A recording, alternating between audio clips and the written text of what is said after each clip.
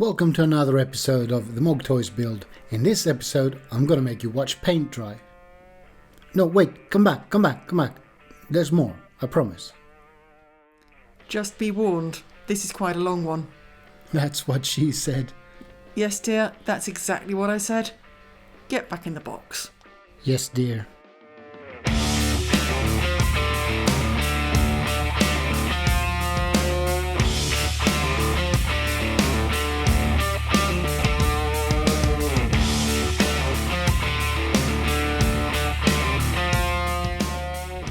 Hi guys, I hope you can hear me.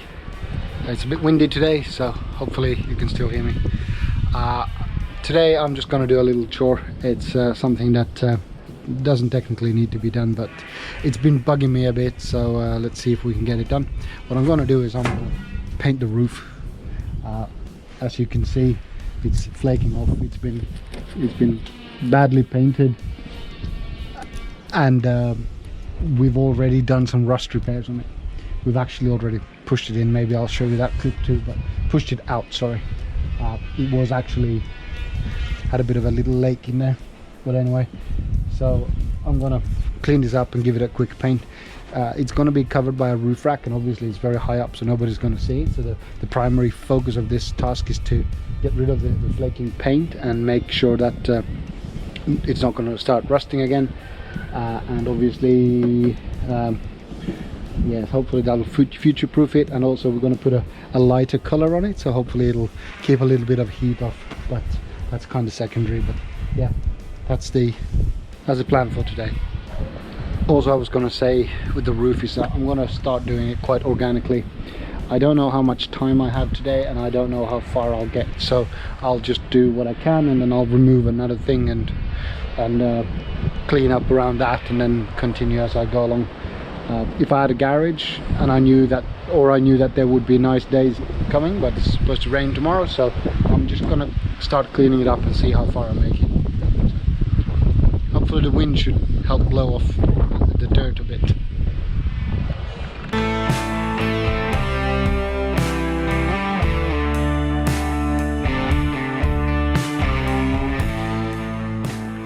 Let's get dirty. I'm using a wire wheel on an angle grinder to remove several layers of paint. I could have used polydiscs, which are very good at removing paint and rust, but they wear out very quickly and they're quite expensive. Therefore, I'm cheaping out and I'm fighting with the wire brush instead. When you choose your wire brush, make sure it can handle the speed of your device. Otherwise, you're just spraying tiny wires that are sharp as needles everywhere, including onto yourself. Brushes with twisted wires are very good, as they help prolong the life of the wire brush. Just make sure that the wires are not too stiff, as then they won't bite into the material you're trying to remove. One example of a wire brush that's too stiff is this red one that we're working with right now. It just skates on the top of the surface like an ice skater skating on ice. I also used the quarter sheet sander on the roof, but everything's a little bit odd shaped, so it wasn't that efficient. However, it did make things better, so all good, I guess.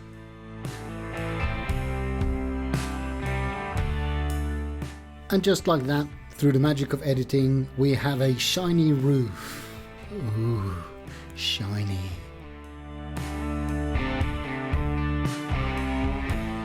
Whenever you're using a wire wheel on an angle grinder, wear eye protection, breathing protection and ear protection. This thing is loud, dusty, and it'll throw stuff around like a disappointed child. The good thing, I think, is that it'll give you a very good workout, because you will be fighting it a lot. To save on the fighting a tiny bit, let the brush do the work. You won't get things done quicker by waving the angle grinder around furiously. You'll just develop achy muscles quicker. Oh, you thought we were done? No, we're not. There's still a lot more paint to remove.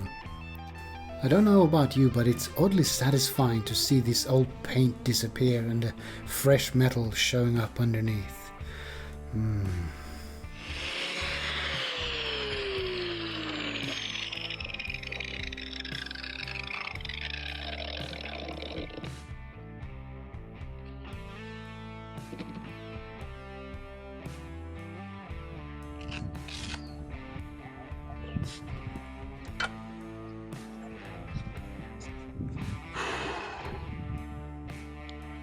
Right, I think I'm done for today. The next step is to take off the marker lights and the hatch. I seem to have gotten in under the circle hatch opening quite well. I need to take off the arm, and the hatch comes off in that way too, and that should give me access to the parts that are not done now.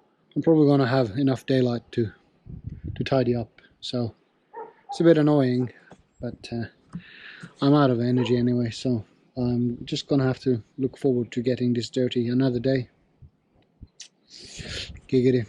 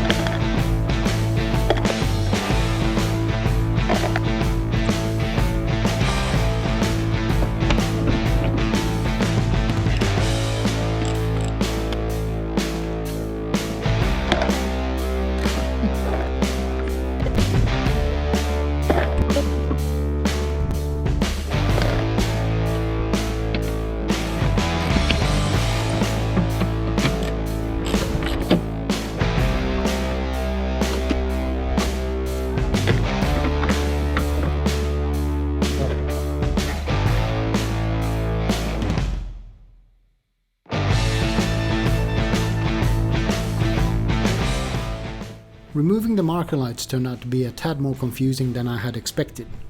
First of all, the nuts are plastic, so violence is not rewarded. A gentle touch is what will get these babies out in one piece. Then they were covered in several layers of crusty paint, so finding the correct size was a bit confusing too. But because they were plastic, I also didn't want to use a 12-sided socket. A 6-sided socket provides much more purchase in this case. So we had to hunt for a 6-sided 9mm socket. Once I had that technicalities figured out, the nuts came off just fine.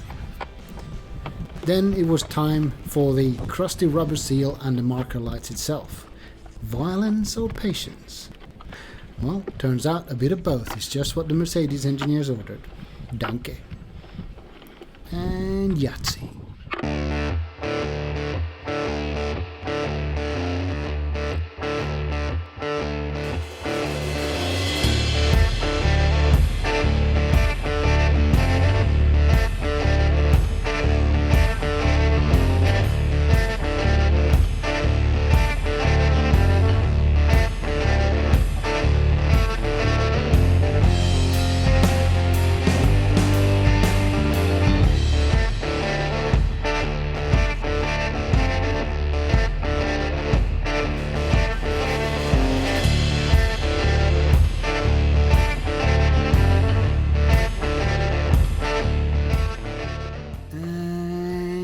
Yahtzee.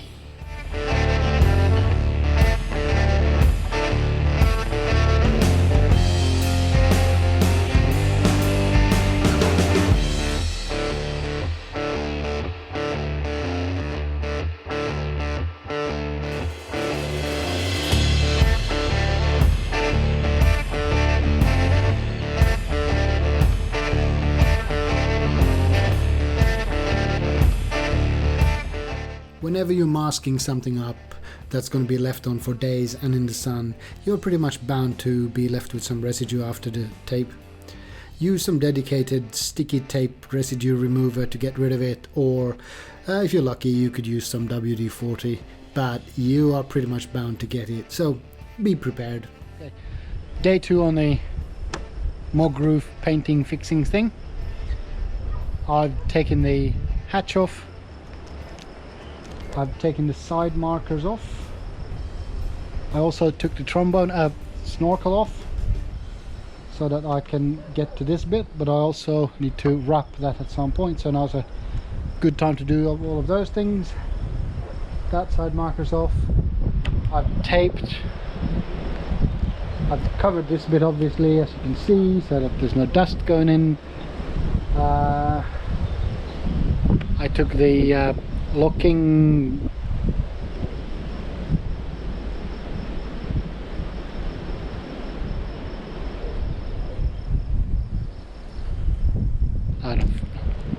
I took the things that the hatch locks go into off because they're green. I want to paint them. I cleaned up the recesses there. I'm going to wire wheel this area, the hatch area.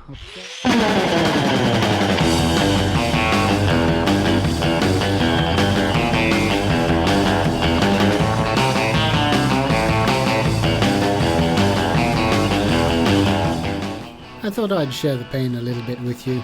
So you can see here how much the wire brush is biting into the holes and how much I have to fight it all the time, and also how much dust there is. So this isn't a very nice thing to do at all. So yeah, let's fast forward again.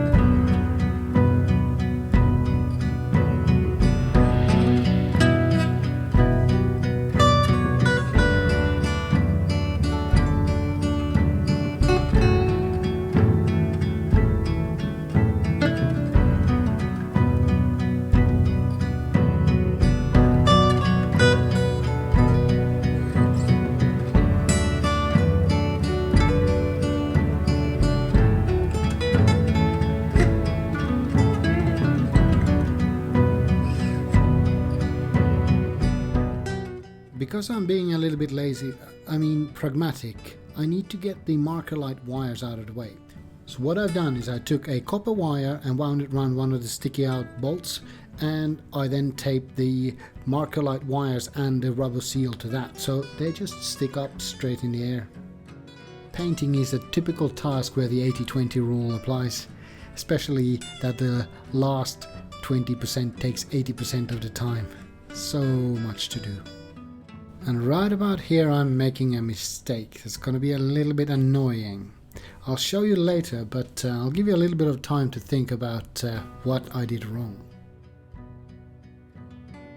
This is as far as I took it before the paint. Wire wheeling, machine sanding, hand sanding, masking, cleaning, and this is the result. Not too bad, if I say so myself.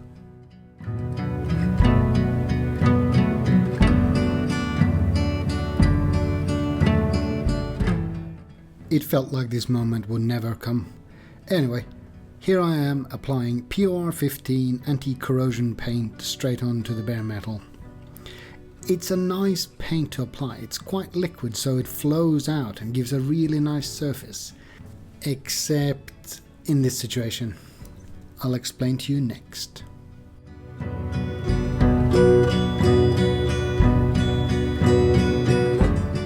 I put down the first coat of POR15 and the result isn't really as good as I wanted it to be. Not only is there a lot of dust in it, which I kind of expected, we are outdoors, so you can't do much about that, but there's another problem that I'm not happy with. and that is that there's a lot of little dots that haven't got any paint on them at all. And I think I know what the problem with that is, and that is that there used to be a rack on here and we removed it, but we'd put the bolts back in, and when we put the bolts back in I used silicone to seal up the bolts so that they wouldn't leak into the cab. Now they were the last things that I removed, and when I had removed them I got the wire wheel brush on the angle grinder and I cleaned up the holes. But what I didn't do was clean up all the surface afterwards. So my guess is that basically the spatter from there has gone everywhere, and that has caused these little droplets. So instead of giving it another coat today, I'm gonna let it cure overnight. Hopefully it is cured enough for me to give it a generic sanding and then sand all the little dots and spots properly so that the next coat can adhere to that. And what was the advice I gave? When you think you're done, do a little bit more. I should take my own advice, shouldn't I? Anyway, so a quick job once again turns into a little bit more complicated, but hey.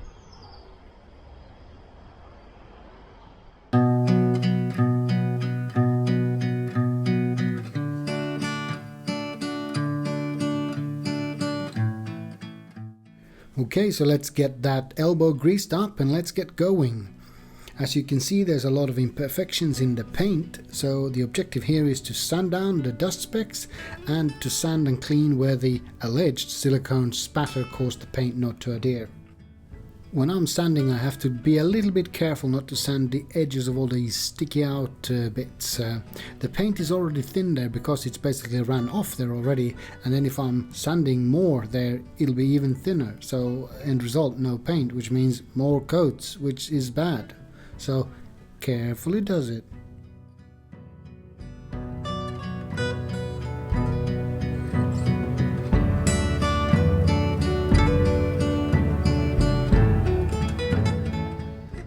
I guess insanity is only a problem if you suffer from it.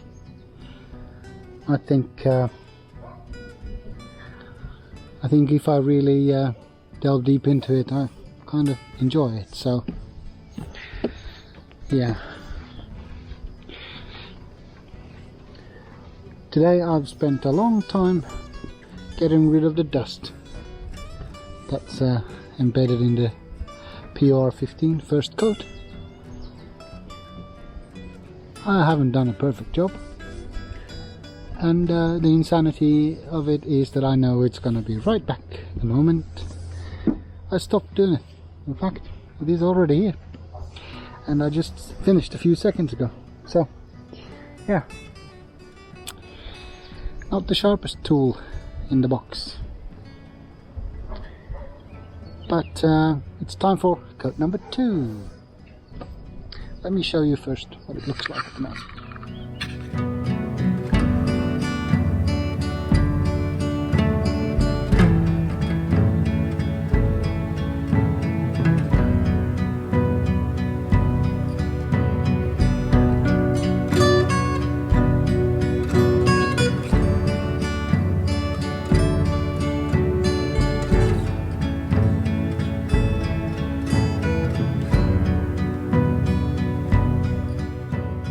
As I said before, this PR paint is really nice to paint. It just flows on and it lies there, and yeah, and then it collects all the dust. You can see the dust just coming to the paint like metal to magnets. Ah, so frustrating. And it's not only dust and pollen that gets stuck in this stuff. Yeah. Hello. Thanks for joining.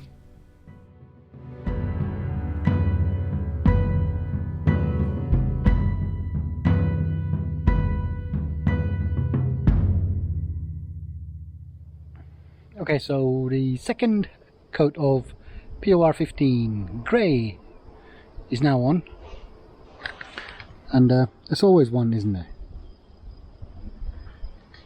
Anyway, there's tons of dust in it already.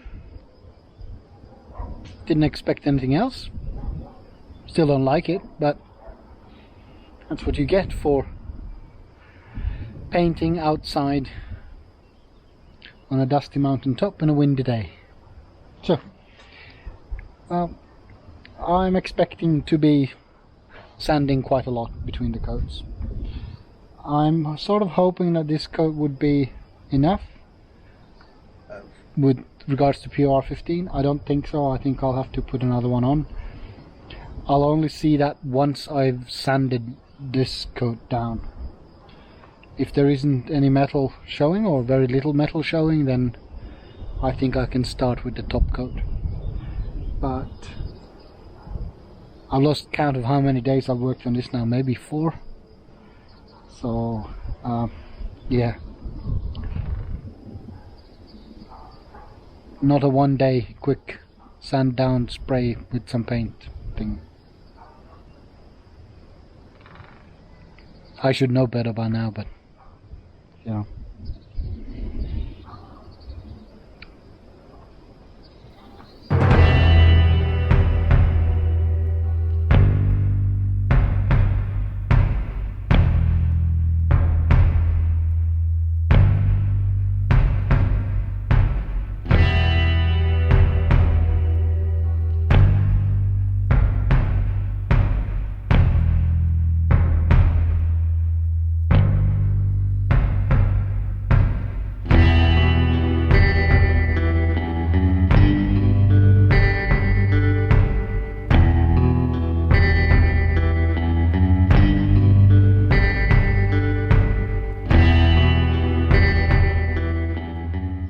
This is going to be a tough day. It's Sunday, and I think it's something like the 5th or 6th day that I'm working on this, but it feels like I've been working on it for a month.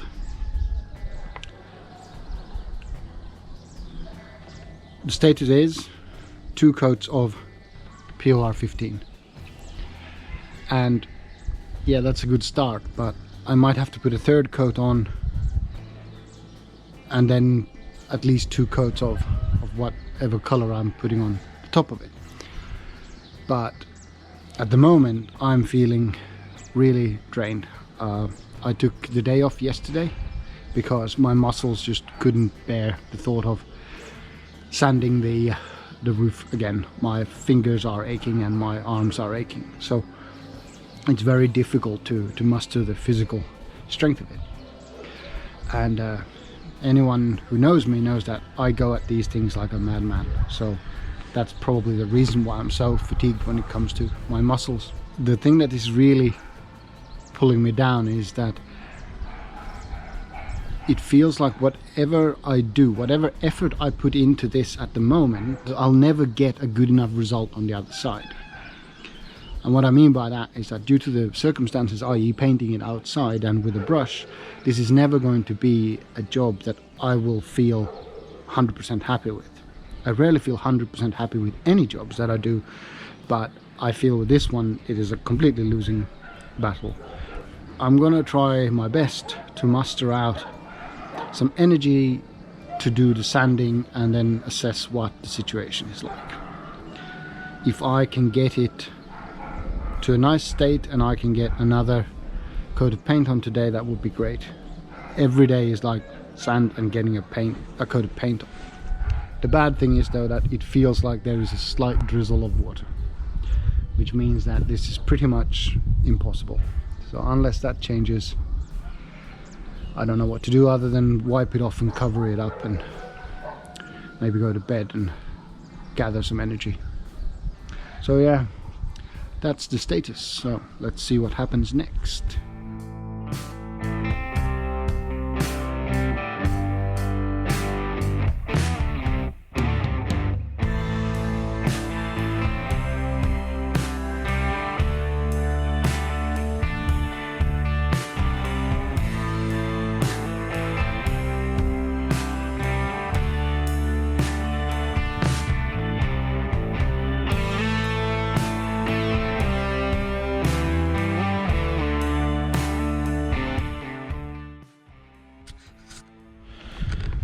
Right, so there we go. Started raining.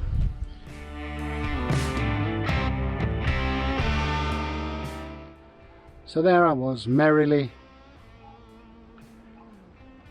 sanding the second coat of PR15, and it started drizzling, and I decided to cover it up, and now it stopped drizzling. What do you think? What's your word?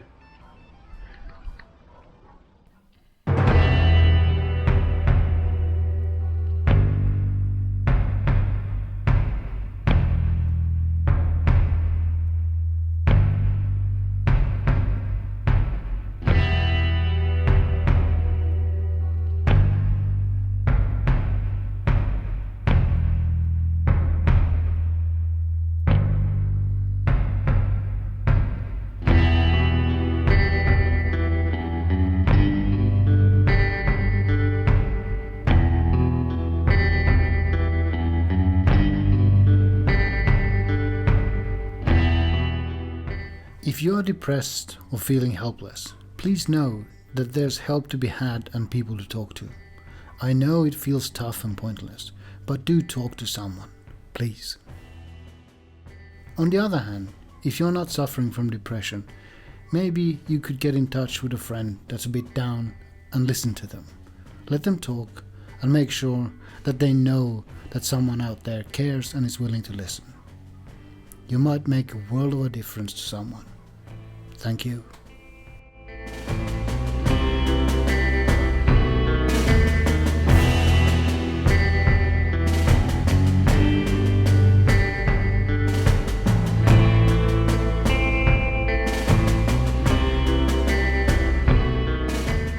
We now have 3 coats of PR15 on the surface of the roof. Today I'm gonna see if I can put on a coat of paint. Before I do that, I obviously need to sand it a bit. It's not too bad. Hopefully I can just quickly do it. But the problem that we had today is that it is very, very windy. I don't know if you can see it, but there the wind turbines are going at a pretty rapid pace. So, and you can probably see the trees in the background. This obviously means that all the pollen and dust will migrate to this part of the world. Better get sanding, because, you know, sanding has to happen by a person.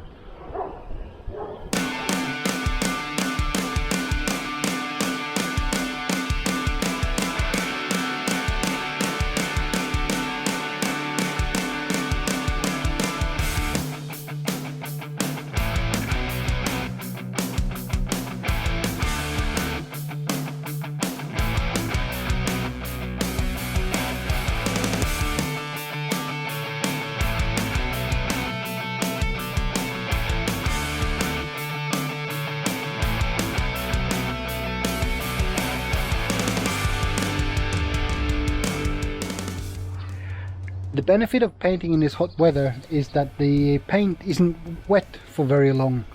That means that the bugs and the pollen and the dust doesn't have time to stick. The drawback is that it leaves incredible streak marks and drop marks and all sorts of things. However, I'm okay with it. It's okay. It's on the roof of a very tall vehicle. Nobody's really going to see it. The objective has been met. 1, it's not flaking. 2, it doesn't look like a military vehicle. So it's all good. I'm going to leave it to dry a little bit super duper extra before I start taking the masking tape off and refitting the side lights and things like that. Yeah, that'll do.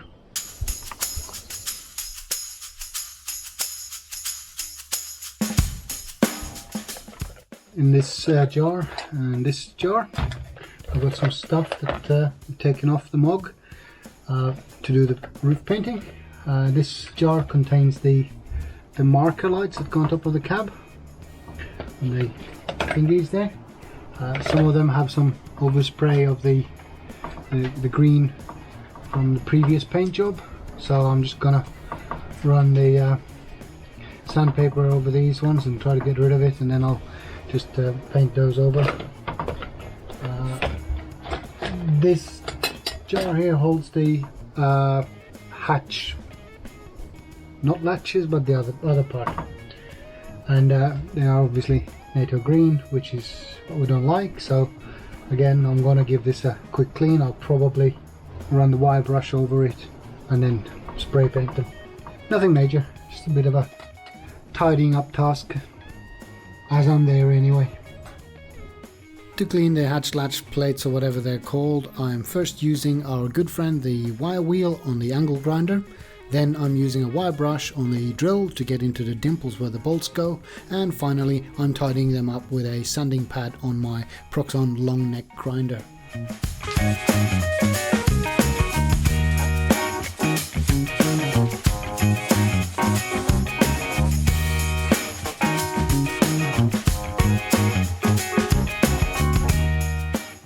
To clean up the marker lights, I first scraped them off a little bit with a knife to get the flaking paint off, but then I used the Proxxon with the sanding pad, and then the sheet sander, and then some elbow grease and a tiny piece of sandpaper, and they turned out quite alright actually. When they were free from old paint and had a fairly nice surface, I just masked them up, cleaned them up with some acetone, and then I sprayed them with the bumper paint twice.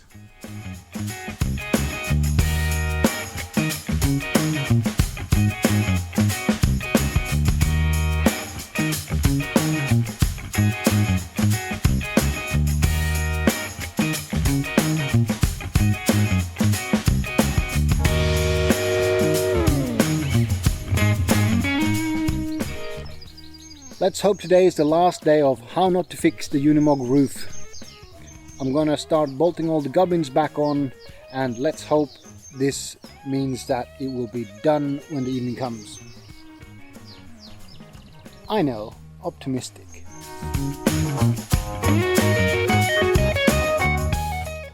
Okay, here are the parts that I've painted for the roof. These are the indicator lights. They were painted with a bumper paint. So this paint is supposed to penetrate the rubber or the plastic a bit, so that it sticks on. It's also a bit flexible apparently, so that it shouldn't break and crack like paint usually does on when you paint plastic. These are the latch receivers. I can't remember what they're called, for the hatch, and they're also quite nice.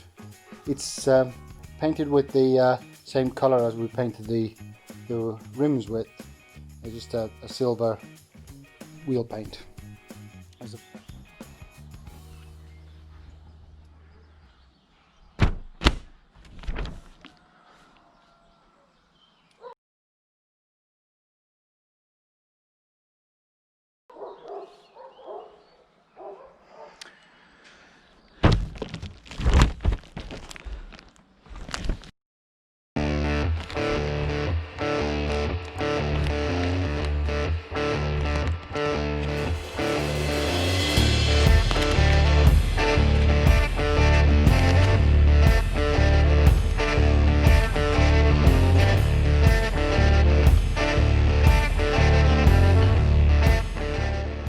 As I was about to fit those newly painted thingies on there, I also wanted to clean up this rubber seal. So yeah, I got some abrasives out and I sanded it down a bit and made it look pretty. Yeah, I know. When I put my newly painted hatch lock block thingy on here, the green will still be seen through from here. So I'm going to use one of these Posca markers to cover that up. I believe I've already degreased this area, but I'll use a bit of acetone to make sure that the paint sticks, and then I'm just gonna basically rub black Posca paint marker into there. Simple, just needs to not be green.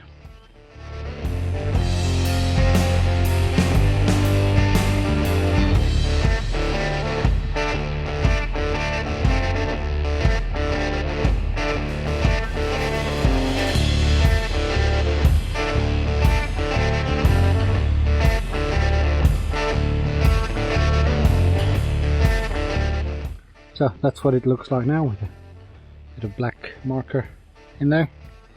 And then I'm gonna put this one here. I think it goes this way because there's some scratches there where my thumb is. I don't know if you can see that. And then there's a mark that goes like that, so that indicates that this one should have been further down there. So I don't want the larger aperture like that, I want it like that. So if it's not correct, I'll just have to change it. So, but without going to check the hatch and the latches there, I'm just going to put that in like this.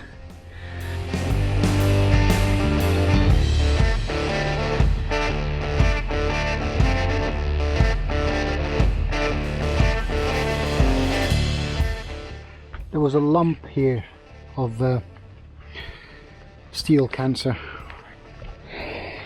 See here. So I'm gonna brush on a little bit of Digital ML on there just to see if we can slow it down a bit, because you know, rust never sleeps.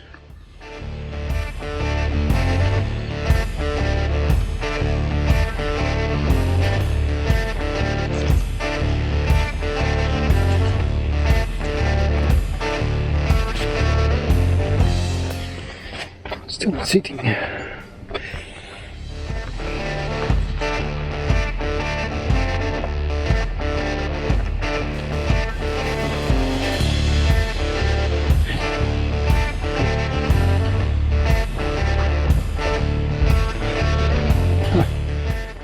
That might be the culprit.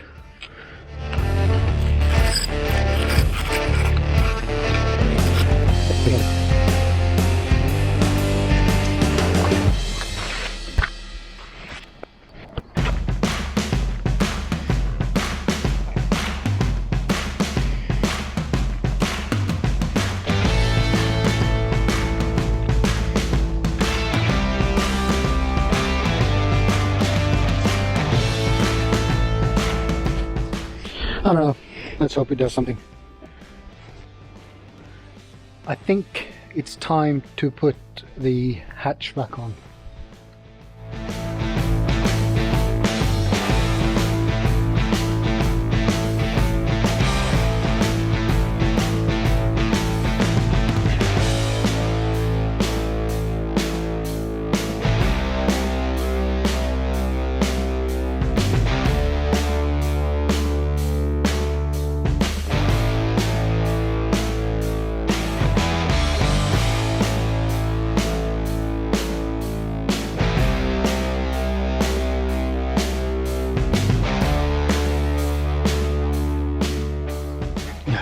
I didn't take any photos of where these mushroom thingies go on the roof. Luckily, floor deckings knew where to find the information, so thank you. So I'll pass it on so that whoever sees this video doesn't have to go searching too far for the information. There's 4 mushrooms, let's call them mushrooms, and they're all different heights. And if we start in a clockwise manner,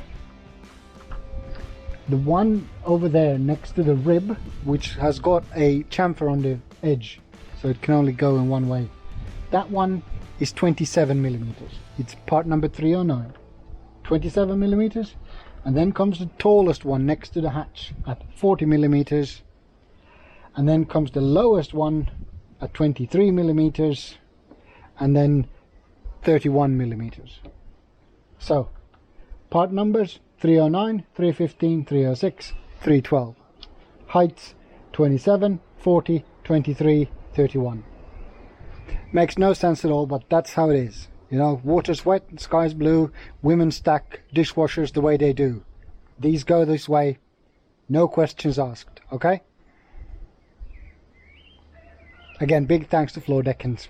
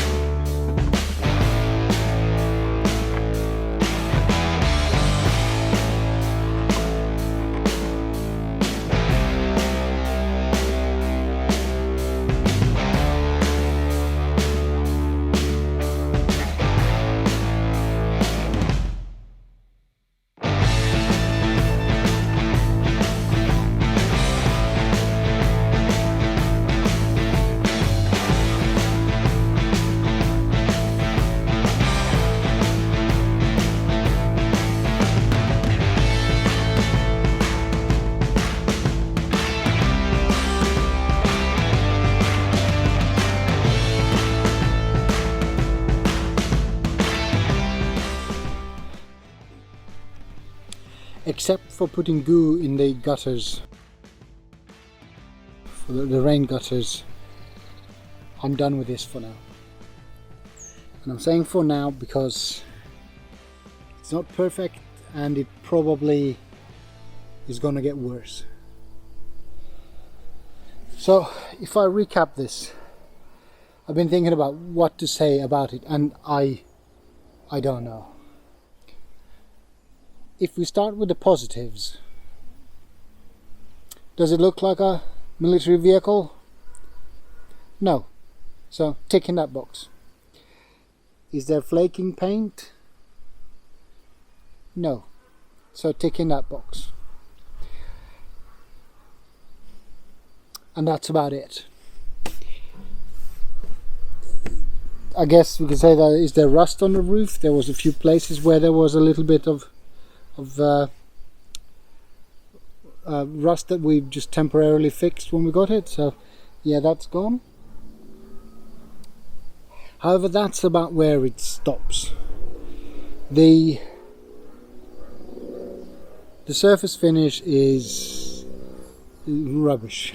It's like, you know, if this was on a car, you wouldn't want to park it anywhere near anybody who sees it. However, it's a truck. It's a truck that's over 30 years old. It's also on the roof that nobody's going to see.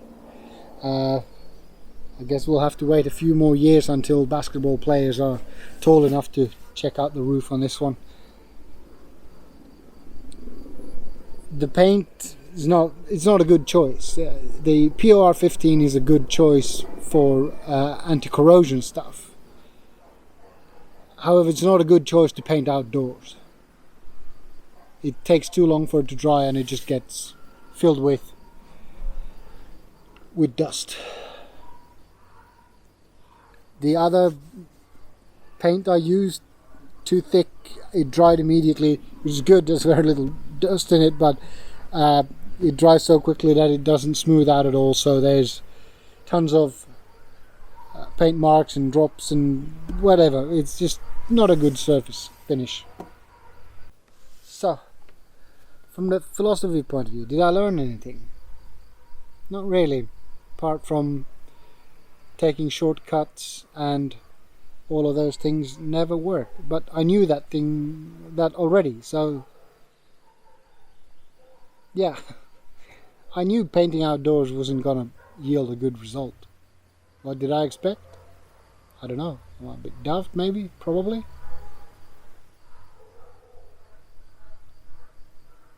Am I gonna have to come back to it? Yes, probably. Is it gonna start rusting weird places that I didn't do a good enough job? Probably. The bottom line is that if we want this to be good, the whole body, the whole truck cab needs to be blasted, media blasted or cleaned up to bare metal, and then all the welding and everything needs to be done, and then it needs to be painted professionally with a spray gun in a dust-free environment with a proper professional paint. And we're starting with a etch primer and going all the way up to a good surface finish.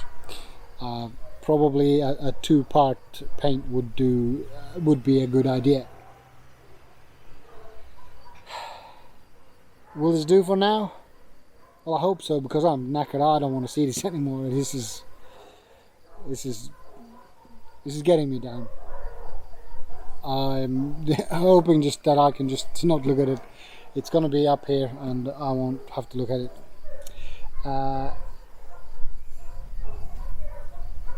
The reason why we actually painted this was two or threefold. Like I said, no more military green and no more flaking paint. And third one is that if we're going to build a roof rack, we can't really leave the dirty flaking paint underneath. We need to be able to have at least something underneath that is decent. I don't know if it's decent, but it's better than it was, I think. Maybe.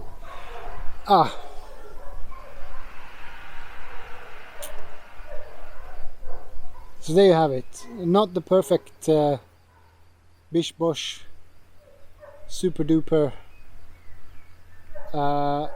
project that all the YouTubers have out there.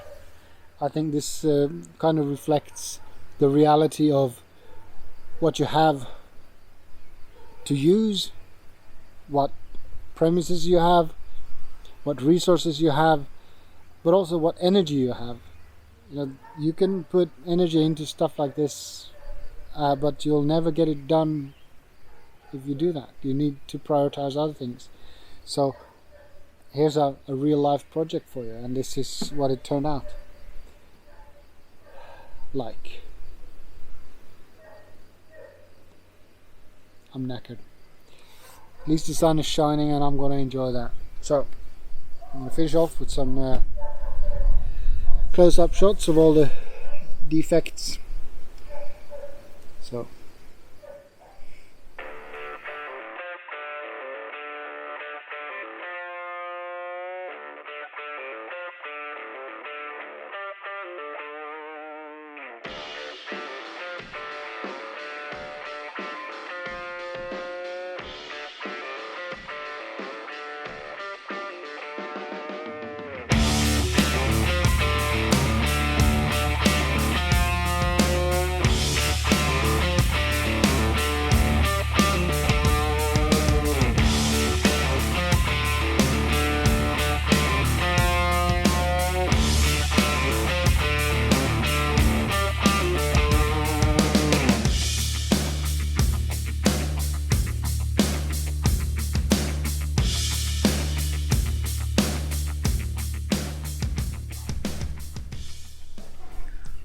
Unimog, my sincere thanks for watching. Thanks to all the new subscribers that have shown up. I'm very pleased to have you here, all of you, new and old. So let's hope that soon, very soon, we'll be on to more fun stuff. Again, thanks for watching. See you in the next one. Ta-ta!